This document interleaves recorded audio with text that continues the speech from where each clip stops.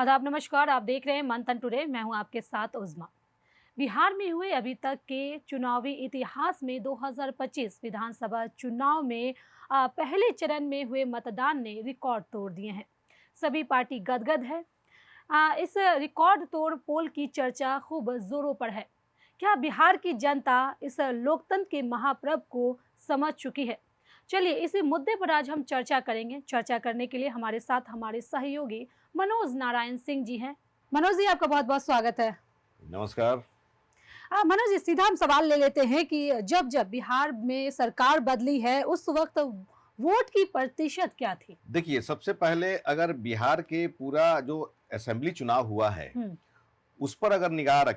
निगाह दें 1951 में फर्स्ट असेंबली चुनाव हुआ था 51-52 में। हम्म। उसके बाद 2020 तक कुल 17 विधानसभा चुनाव हो चुके हैं। ये 18वां विधानसभा चुनाव हो रहा है। हम्म। शुरुआती दौर में तो कांग्रेस की सरकार थी, हम्म। सभी लोग कांग्रेस के भक्त थे।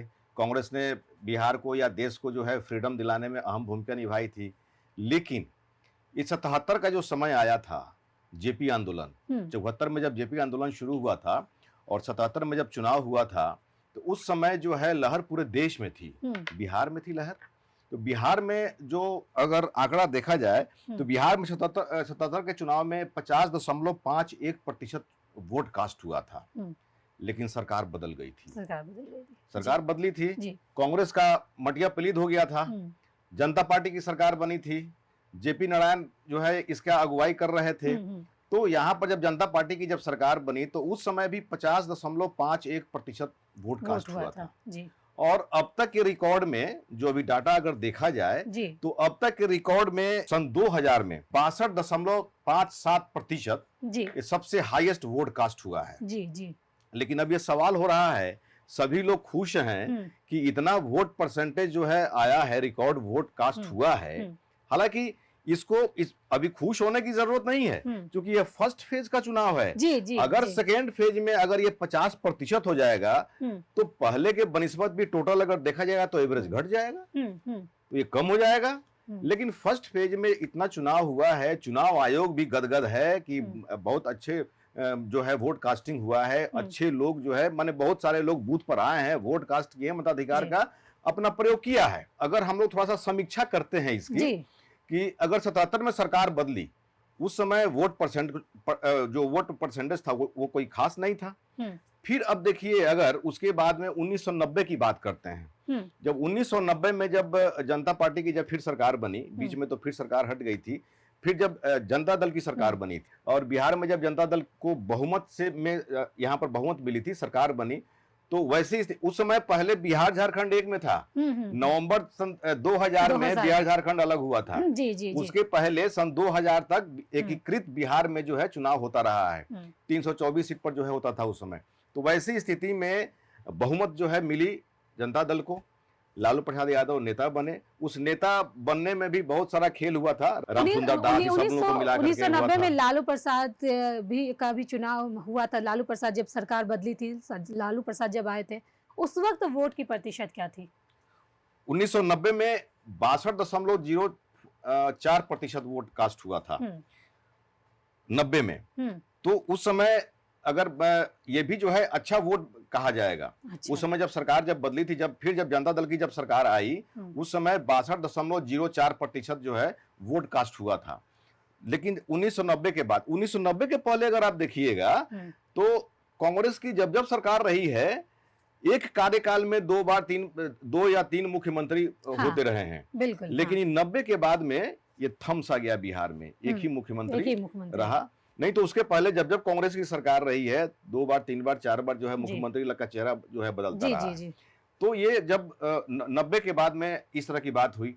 फिर जब सन 2000 में जब यहाँ पर शासन परिवर्तन की जब बात होने लगी, लहर जब आने लगी, कथित जंगल राज की यहाँ पर जब उपमा दी गई, केंद्र में अटल बिहारी वाजपेयी की सरकार और नीतीश कुमार ये मिल करके जब लालू यादव को अपदस्थ करने की जब कोशिश कर रहे थे, वैसी स्थिति में सन 2000 में भले ही ये अटल बिहारी वाजपेयी नीतीश की जो जोड़ी थी ये फेल कर गई थी, लालू यादव की जीत हुई थी, लेकिन उस समय भी 62.57% वोट पड़ा था। सबसे अब तक का सबसे हाईएस्ट जो वोट कास्ट हुआ था सन 2000 में हुआ था, तो उस समय भी वोट कास्ट अच्छा हुआ था, लेकिन सरकार बदली नहीं। इस समय अगर परिस्थिति अगर जो देखा जाए, हालांकि फिर भी अगर फरवरी का जो चुनाव देखा जाए सन 2000 का या फिर नवंबर 2000 का देखा जाए, तो उस समय भी परसेंटेज लगभग वही था।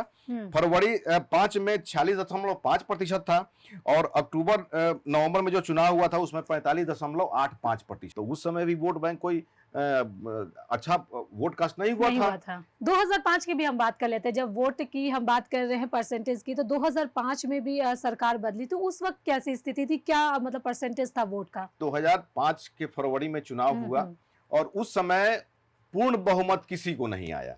हालांकि उस समय जो वोट का प्रतिशत रहा 46.5% रहा और बिहार में राष्ट्रपति शासन लागू हो गया। जी शासन जो है लागू रहा। फिर अक्टूबर नवंबर में चुनाव हुआ, उस समय भी जो वोट परसेंटेज जो हुआ वो 45.85% हुआ। वो भी कोई रिकॉर्ड वोट नहीं कहा जाएगा, लेकिन उस समय नीतीश सरकार यहाँ पर गद्दी पर बैठी और नीतीश कुमार सीएम बने। तो उस समय जब चेंजिंग हुआ था उस समय भी वोट परसेंटेज कोई अच्छा नहीं कहा जाएगा। लेकिन आप देखिए कि अभी एक फेज का चुनाव हुआ, 64.6% वोट कास्ट हुआ। सभी लोग गदगद है। महागठबंधन कह रही है कि सत्ता परिवर्तन का लहर है, एनडीए कह रही है कि हमारी बहुमत में और जो है सरकार बनने जा रही है। उधर प्रशांत किशोर कह रहे हैं कि छठ दिवाली में जो भी लोग आए हैं वो अपने समर्थकों के साथ में, अपने संबंधियों के साथ में वोट कास्ट किए हैं, सत्ता परिवर्तन होने जा रहा है। लेकिन इसमें सबसे जो जमीनी बात है इसको कोई नहीं समझ रहा है। जमीनी बात यह है कि अब की बार जो वोट काटा है, माने वोटर लिस्ट से चुनाव आयोग ने जो नाम जिसका काटा है, नाम काटा है, लगभग 45 लाख के करीब में नाम काटा है ना जी। तो 45,000 जब काटा है तो हम तो कई जगह जो है देखे हैं, पता भी किए हैं। अगर जहां पर अगर 1000 पहले वोटर है जिस बूथ पर, वहां पर अगर हो गया 800 तो 200 वोट तक घट जाएगा। जब 200 वोट घट जाएगा तो परसेंटेज ऐसा ही भाग जाएगा। अगर पिछला पार्लियामेंट्री इलेक्शन का देखिएगा तो पिछला पार्लियामेंट्री इलेक्शन का प्रत्येक इलेक्शन के पहले चुनाव आयोग जो है ना, ये वोटर लिस्ट का रिवीजन करती है। उस रिवीजन में पिछला बार पार्लियामेंट्री जो चुनाव हुआ था उसमें 12 लाख वोटर बढ़ गए थे जी।